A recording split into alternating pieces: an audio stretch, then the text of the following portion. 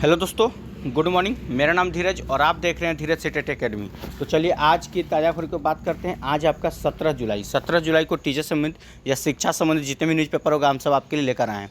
तो देर ना करते वीडियो की शुरुआत करते हैं। सबसे पहले आज की हेडलाइन की ओर बात करते हैं। आज का हेडलाइन में क्या है देखिए, यहाँ पर कहा जा रहा है, पटना से खबर निकल के आ रही है कि 10 कमरे और 2 शिक्षकों के भरोसे डिग्री कॉलेज की शुरुआत की गई है।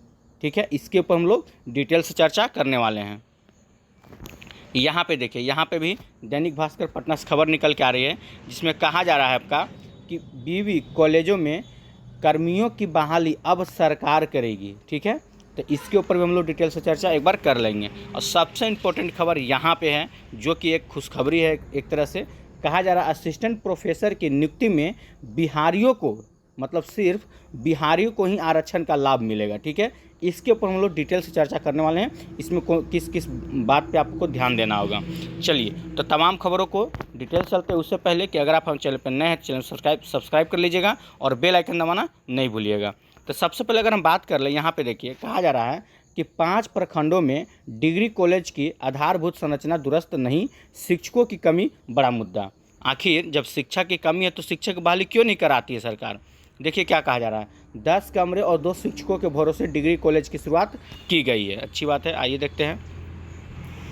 चलिए इसको थोड़ा डिटेल से देखते हैं क्या कहा जा रहा है। कहा जा रहा है कि प्रखंड के श्रीयामा स्थित उच्चतर माध्यमिक विद्यालय परिसर में बने एक भवन में डिग्री कॉलेज का शुभारंभ किया गया।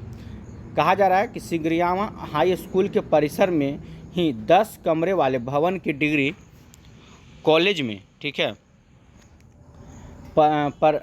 परिणत किया गया है। इस डिग्री कॉलेज में कला संकाय की पढ़ाई होगी और 53 छात्र कला संकाय के विभिन्न विषयों में नामांकित हुए हैं। टोटल कितने हैं तो 53 छात्र हैं। और देखिए, लेकिन आचार्य का विषय यह है कि कला संकाय में विभिन्न विषयों के लिए फिलवक्त प्राचार्य समेत 2 ही विशेष शिक्षक की प्रतिनियुक्ति की गई है। मतलब कि 53 गो स्टूडेंट है और मात्र 2 ही ऐसे टीचर हैं जो इन लोग को कराएंगे।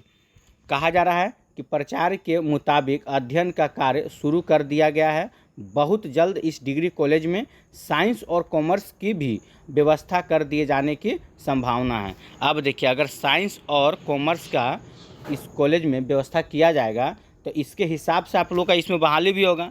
ठीक है, यहाँ देखिए, फिर यहाँ पे भी वही कहा जा रहा है। कहा जा रहा है कि मनेर में 6 कमरे की भवन में शुरुआत, 79 नामांकन और 2/3 छात्र हैं। ठीक है, मतलब देख लीजिए यहाँ पे भी वही बात है। कहा जा रहा है कि मनेर में स्थानीय छात्र छात्राओं, खासकर बेटियों के लिए उच्च शिक्षा की राह अब आसान हो गई है। बुधवार को मनेर के रामबांध स्थित रागन बाबा उच्च माध्यमिक विद्यालय परिसर में स्थापित राजकीय डिग्री महाविद्यालय का शुभारंभ किया गया। महाविद्यालय के प्रभारी आचार्य सूर्य नारायण यादव ने बताया कि पहले ही सत्र में 79 मतलब 79 विद्यार्थी ने नामांकन कराया। सोचिए, पहले सत्र में इनमें लगभग 2/3 छात्राएं हैं, मतलब महिला, मतलब लड़की लोग ज़्यादा है।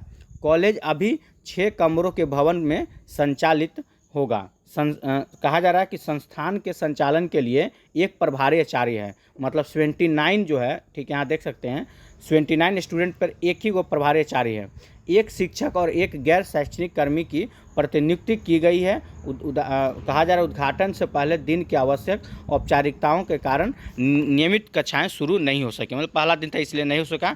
यहाँ पे भी आपको एक ही शिक्षक देखने को मिल रहे हैं। ऐसे कर करके आप सभी जगह का रिपोर्ट आ रहा है कहाँ पे क्या है।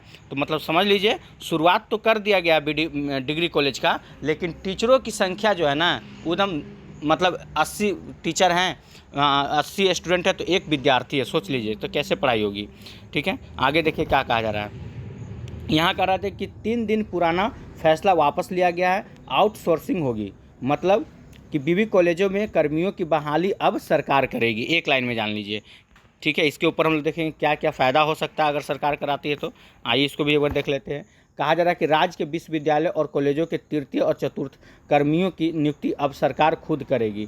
सरकार ने 3 दिन पहले बीवी और प्राचार्य को अपने स्तर पर बहाली कराने का दिया निर्देश वापस ले लिया गया है। 3 दिन पहले निर्देश दिए थे, फिर उसको वापस ले लिया गया है।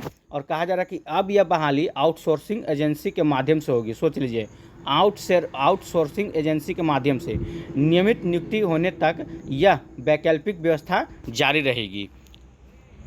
कहा जा रहा है कि फैसले का मुख्य फोकस प्रखंडों में खुले 211 नए डिग्री कॉलेजों पर है। चूँकि सरकार ने राज्य के 13 पारंपरिक बीवी से 10 में ही नए डिग्री कॉलेज खोले गए हैं, इसलिए कर्मियों की ज़्यादा नियुक्ति 10 बीवी में मतलब विश्वविद्यालय में होगी। कहा जा रहा है कि TMBU के सिंडिकेट सदस्य जो हैं डॉक्टर के मंडल ने बताया कि रिक्तियों का डाटा प्रमोशन की स्थिति स्पष्ट कराने के लिए रोस्टर क्लियरेंस फॉर्मेट जारी किया गया है। ठीक है, देखिए सब कुछ हो सकता है, लेकिन ये जो है मतलब बहाली नहीं निकाल सकते हैं। कहा जा रहा है क्या होगा फ़ायदा, मतलब आउटसोर्सिंग से, तो आउटसोर्सिंग से विश्वविद्यालय और कॉलेजों को फ़ायदा होगा कि उनके यहाँ कर्मियों की कमी तत्काल दूर हो जाएगी। नए डिग्री कॉलेजों को उनके अपने कर्मियों मतलब कर्मचारी मिलेंगे। यहाँ प्रतिनियुक्ति पुराने कॉलेज के कर्मचारियों वापस लौटेंगे, तो पुराने कॉलेजों में हुई कमी भी पूरी तरह भी हो जाएगा। ठीक है, मतलब इस हिसाब से मतलब ऐसा किया जा रहा है कि इसको भरपाई किया जाएगा। यहाँ पे देखिए, यहाँ पे बहुत बड़ी खबर निकल के आ रही है बिहार के लिए, खास करके बिहारियों के लिए। कहा जा रहा है कि असिस्टेंट प्रोफेसर की नियुक्ति में सिर्फ बिहारियों को ही आरक्षण का लाभ दिया गया है। क्या है पूरी खबर, आइए देखते हैं। बिहार के विश्वविद्यालयों में असिस्टेंट प्रोफेसर यानी संविदा सहित, याद रखिएगा मतलब उसमें संविदा लोग भी शामिल हैं, कि नियुक्ति प्रक्रिया में बड़े बदलाव किए गए हैं। ठीक है, राज्यपाल सचिवालय ने बिहार के विश्वविद्यालयों में असिस्टेंट प्रोफेसर संविदा सहित नियुक्ति परिनियम 2026 में संशोधन करते हुए नई अधिसूचना जारी की है। अब 1 जुलाई को जारी मूल नियमावली में 8 जुलाई को सूद पत्री जारी कर कई अहम प्रावधान में बदलाव किया गया है। कहा जा रहा है कि ये सभी संशोधन जो हैं 1 जुलाई से प्रभावी माने जाएंगे। सबसे महत्वपूर्ण बदलाव डोमिसाइल नियम में किया गया। सोच लीजिए, मतलब कि असिस्टेंट प्रोफेसर की बहाली में भी डोमिसाइल नियम लागू कर दिया गया है। कहा जा रहा है कि पहले नियम में देश के किसी भी हिस्से से शब्द अंकित थे, मतलब कि असिस्टेंट प्रोफेसर का अगर बिहार में बहाली आती है, मान लीजिए, ठीक है, जिसमें बेट शामिल होगा, नेट शामिल होगा, तो उसमें अब वही स्टूडेंट होगा जो बिहार में बेट या नेट क्वालिफाई होगा।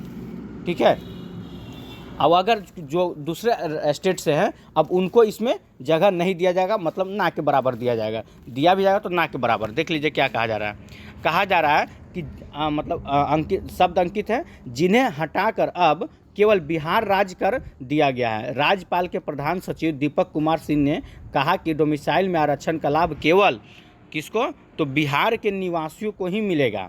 नियुक्ति प्रक्रिया में आरक्षण का लाभ बिहार के अभ्यर्थियों को प्राथमिकता मिलने का रास्ता साफ हो गया। मतलब कि एक लाइन में समझ लीजिए कि अगर असिस्टेंट प्रोफेसर की बहाली तो आ ही चुकी है, आपको पता ही है, बस अब इसमें देरी है। तो किस बात का देरी है, तो आपका जो इधर होने वाला है, सुन रहे हैं कि बिहार में असिस्टेंट प्रोफेसर की बहाली से पहले बेट होगा। ठीक है, अब बेट अगर नहीं होता है ना, तो हम तो बोलेंगे जो भी स्टूडेंट बिहार के ना, बेट के लिए आप कोशिश कीजिए कि बेट हो, क्योंकि नेट जो था जुलाई वाला वो निकल चुका है। अब बहुत ऐसे स्टूडेंट हैं जो नेट में शामिल नहीं हुए थे, वो नहीं बैठे थे एग्ज़ाम देने के लिए, PG क्वालिफाई थे, ठीक है, लेकिन वो नेट को मतलब इग्नोर कर दिए। उनको नहीं पता था कि हाँ नेट देंगे तभी हम बेट का मतलब इसमें असिस्टेंट प्रोफेसर की बहाली में बैठ सकते हैं।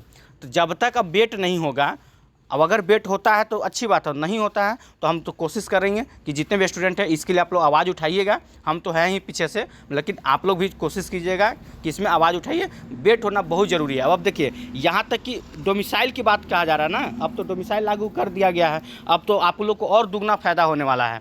अगर बहाली होती है तो समझिए कि अब आप लोग को और दुगना फ़ायदा होगा।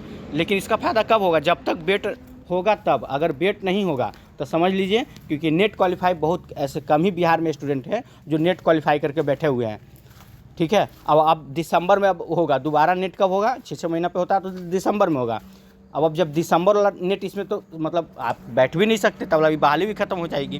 तो कोशिश कीजिए कि असिस्टेंट प्रोफेसर की बहाली से पहले आप लोग बेट करवा लीजिए सरकार से, यही आपके लिए फ़ायदा है। ठीक है, TRE 4 तो उधर है ही, लेट हो ही रहा है। अगर PT मेंस की बात आता है, ठीक है, अभी तक तो क्लियर नहीं हुआ है। अगर TRE 4 में PT मेंस आ भी आता है ना, तो समझिए कि वो तो 27 तक चला जाएगा आपका। 27 में जून जुलाई अगस्त तो ठेक जाएगा, उसका कोई भरोसा नहीं है। सरकार अभी PT पे मेंस पे लेगी, कोई कोर्ट पहुंच जाएगा, कोई कोर्ट केस कर देगा, कोई कुछ कर देगा, तो उसमें भी समय है, उसमें भी आपको अच्छा खासा समय लगेगा TRE 4 में। अगर उससे पहले आप PG क्वालिफाई है, ठीक है, तो बेट करवाइए और अपना रास्ता साफ कर लीजिए।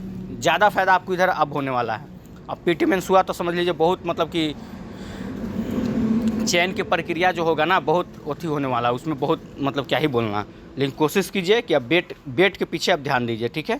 और बाकी PT मेंस को लेकर जुलाई के लास्ट तक या फर्स्ट वीक तक आपको सारा चीज़ क्लियर हो जाएगा। जुलाई के लास्ट तक तो आराम से मतलब BPSC तक पहुंच ही चुका है अधियाचना। तो बस BPSC को निर्णय लेना है कि TRE 4 में बेट होगा, वो सॉरी मतलब कि TRE 4 में आपका PT मेंस होगा कि नहीं, वो तो BPSC के हाथ में है। तो बहुत जल्द आप लोग को पता चल जाएगा। जुलाई लास्ट होते होते आप लोग को आसानी से पता चल जाएगा। इतना जान लीजिए कि कम से कम तो 70% समझ लीजिए कि ओके है कि आपका PT मेंस होना ही होना है। 30% अब BPSC के हाथ में, उतना BPSC निर्णय लेगी कि क्या करना है क्या नहीं, ठीक है।